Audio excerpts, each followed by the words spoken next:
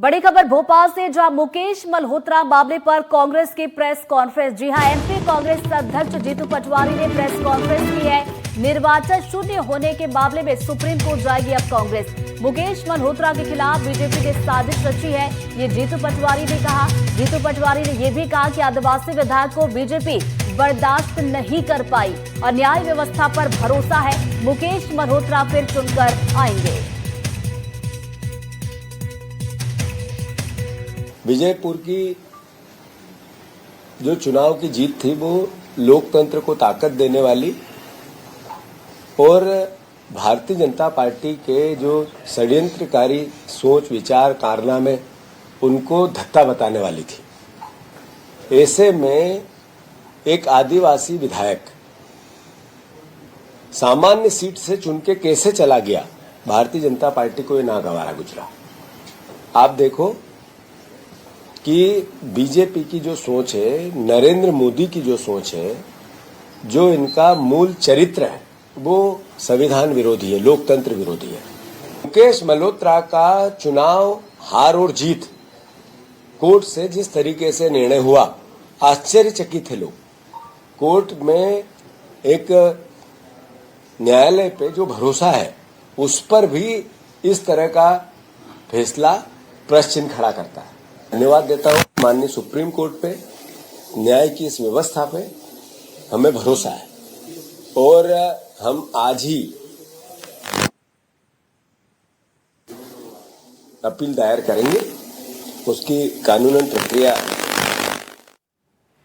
भोपाल से बड़ी खबर, जहां मुकेश मल्होत्रा केस पर उमंग सिंघार का बयान आया है। बीजेपी सरकार कोर्ट पर दबाव बनाती है और फडणवीस ने क्राइम रिकॉर्ड की जानकारी नहीं दी है। फडणवीस को 2023 में कोर्ट से राहत मिली और नरोत्तम मिश्रा का पेड न्यूज केस लंबित है, तो बीजेपी केस पे तारीख पर तारीख ली जाती है और कांग्रेस के केस पे बीजेपी दबाव बनाती है। तो सुप्रीम कोर्ट में मुकेश मल्होत्रा को न्याय मिलेगा।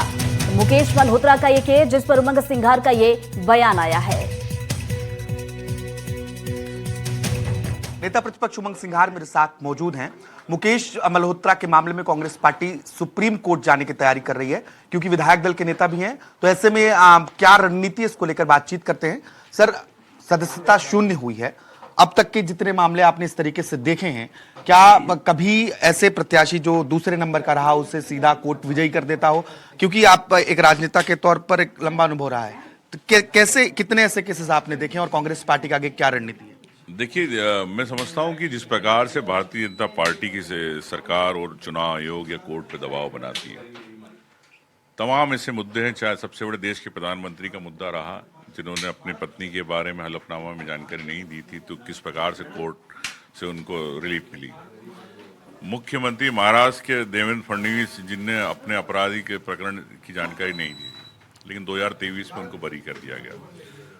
तो जिस केस को लंबा चलाना है उसमें सरकारी वकीलों से भारतीय जनता पार्टी लंबा केस तारीख पे तारीख लेती रही, लेकिन जहां कांग्रेस की बात आती है वहां पर तारीखें लगवा के जल्द फैसले करवाती है और दबाव बनवाती है। तो मैं समझता हूँ सर्वोच्च न्यायालय है, हाई कोर्ट के बाद सर्वोच्च न्यायालय भी है और मुकेश मल्होत्रा जी को न्याय मिलेगा, ऐसा मैं समझता हूँ। कि कई ऐसे मैंने आपको उदाहरण दिए। आपने नरोत्तम मिश्रा जी का आपने देखा ही, पेड न्यूज का आज भी उस पर कोई निर्णय नहीं हो पाया, इतने सालों से चल रहा है।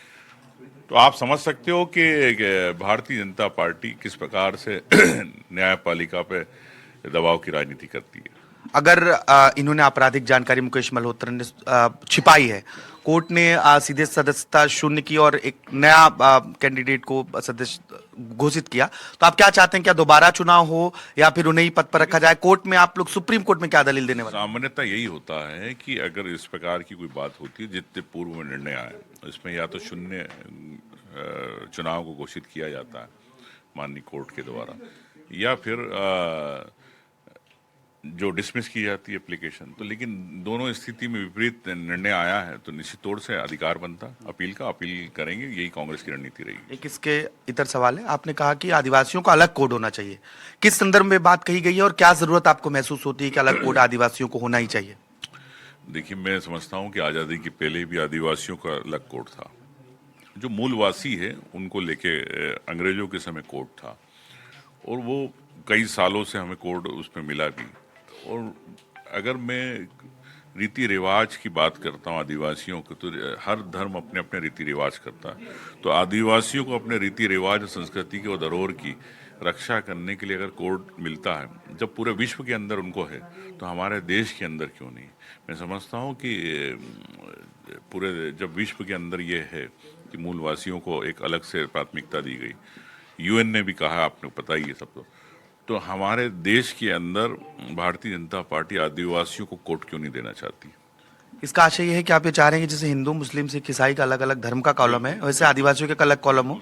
स्वाभाविक के पहले था, आजादी के पहले। मैं चाहता हूं कि यहाँ होना, जब विश्व में है तो यहाँ क्यों नहीं। तो नेता प्रतिपक्ष उमंग सिंघार को आप सुन रहे थे। सुप्रीम कोर्ट में तमाम दलीलें देने की बात कही जा रही है मुकेश मल्होत्रा के मामले में। दूसरा आदिवासी कोर्ट को लेकर भी उमंग सिंघार ने अपनी बात रखी है। भोपाल से कैमरा पर्सन अभिषेक सिंह के साथ आकाश द्विवेदी,